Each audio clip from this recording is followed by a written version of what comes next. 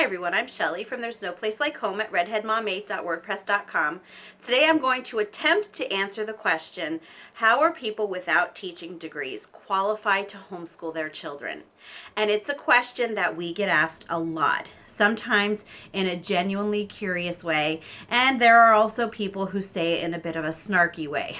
So today I'm going to try to explain to you how it's possible, because it is possible. First of all, I think what people who ask this question really need to understand is that school and homeschool are two completely different things. And when you are not someone who is living the homeschooling lifestyle, that can be hard for you to understand, because the first thing that you probably hear when you hear the word homeschool is the school part of it. So you're picturing somebody sitting in their home recreating what goes on inside a school building. And while that does happen in some homeschools, a lot of them do not look like that. And even when people are doing a school-like setting at home, even then the dynamics of it are completely different. So that is really the most important part of answering this question, is to understand that school and homeschool are two different things. So what you need to remember is when people go to school or to college to become teachers, they are not learning the secrets of the universe, as cool as that might be. They are not learning the answers to every question that anyone is ever going to ask them. They are not going to all of a sudden have universal knowledge of everything and just never have to ask questions. That doesn't happen. And I know that a lot of kids think that, and a lot of adults think that. A lot of adults think that because someone is a teacher, it means that they know pretty much everything. And it's not true. And I'm not saying this to put teachers down, because I used to think the same thing, that, oh, teachers must really know a lot. But I've heard this from teachers that I know personally who say to me, no, that's not what you go to college for. And they have explained to me that people who go to college to teach, they're learning how to manage a classroom.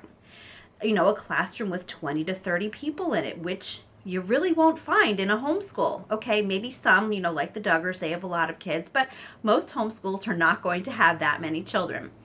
Another thing that they're learning while they are at college to get their teaching degree is they are learning how to do all of that paperwork.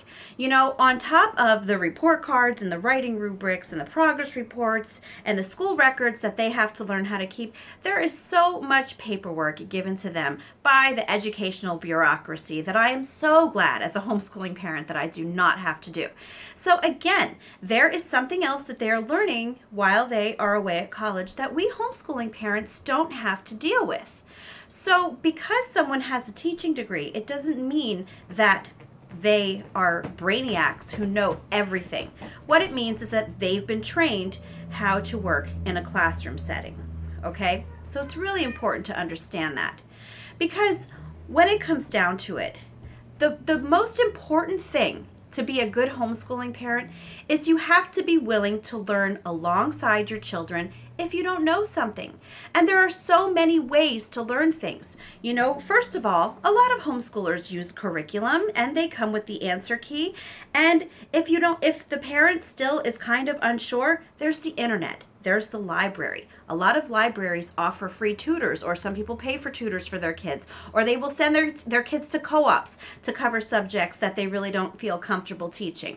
But when it comes down to it, that's all you really need to know how to do in order to homeschool your children. You have to know how to learn with them, and you have to know how to have the patience to present it to your kids.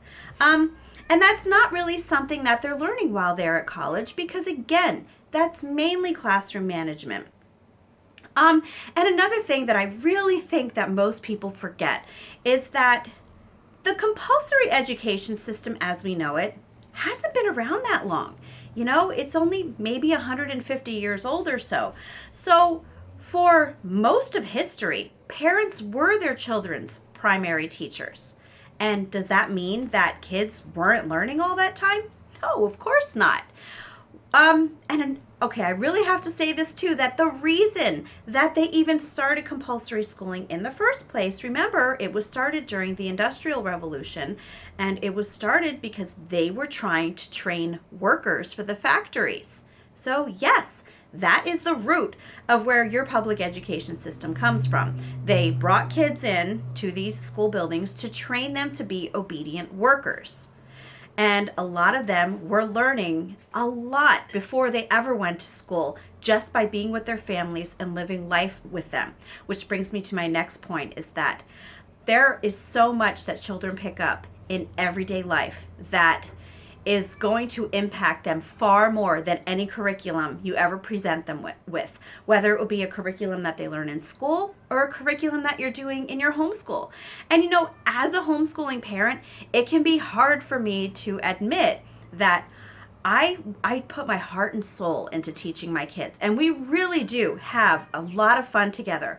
But I have to admit to myself that the bulk of what my kids are learning is the stuff that they're discovering on their own when we're not doing our homeschool routine, which it's kind of ironic, but that is really the truth of it. Kids are curious, and they are going to remember things that they learn on their own and that they learn voluntarily, without being coerced into it. And I don't even like the word coerce, because it makes it sound bad. And it's not bad. You know, me doing school with my kids is not bad. It's just that I understand that when mom tells them, hey, we're going to sit down and we're going to read about pilgrims together, sometimes they might not be in the mood to learn about pilgrims that day.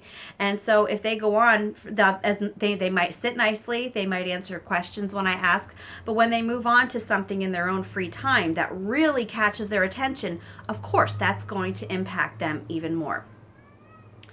And another point that I want to make about this is that, and again, this is coming from people that I know who are either teachers now who are homeschooling, or they are former teachers, or sometimes even retired teachers. What they tell me is that having a teaching degree actually hindered their ability to homeschool. Not because they didn't know the material or anything like that. It's just that when they're learning all of the classroom management techniques, they spent so much time doing that when they were in college that they really do try to bring that home. And they really have a difficult time letting it go. And they also sometimes have a difficult time tailoring their kids' curriculum to meet their needs. You know, sometimes they see curriculum, you know, as something that they set before them, and they follow the script and they do what it says, and that's it. Because again, that's what they've been trained to do. But in a homeschool, you don't need to do that. You really can tailor things to meet your kids' needs, and you can change things up if you need to. You can completely drop them and go on to something else. You can even drop curriculum altogether and learn through life, because as I was just saying, you know, kids really learn a lot from life. But someone who has been trained as a teacher really sometimes has a difficult time doing this, because they just have that so ingrained into them that that's how it's supposed to be done. So when people ask me, how are you qualified to teach your children? I just explain to them that I know my kids better than anyone, and I know how to find the answers to questions, and I really enjoy sitting and learning with them. I enjoy doing things with them. I enjoy going places with them. And when it comes down to it, that is all that you need for a good foundation of a learning experience for your kids. So I hope that I've answered that question for anyone who may have asked it, or maybe if you've been asked that, I might have given you a response that you can give to someone. But if you have any additional tips on what to say to people who ask that question, or if you have any other questions about homeschooling without a teaching degree, I would love to hear it. So just leave a comment down below. I also did write a post about this several months ago on 10 reasons why you don't need a teaching degree to homeschool. So if you want even more reasons, I will link that in the description box. If you like this video, give it a thumbs up. And if you haven't subscribed yet and would like to hear more, I would love if you would do that. And I hope you have a great day.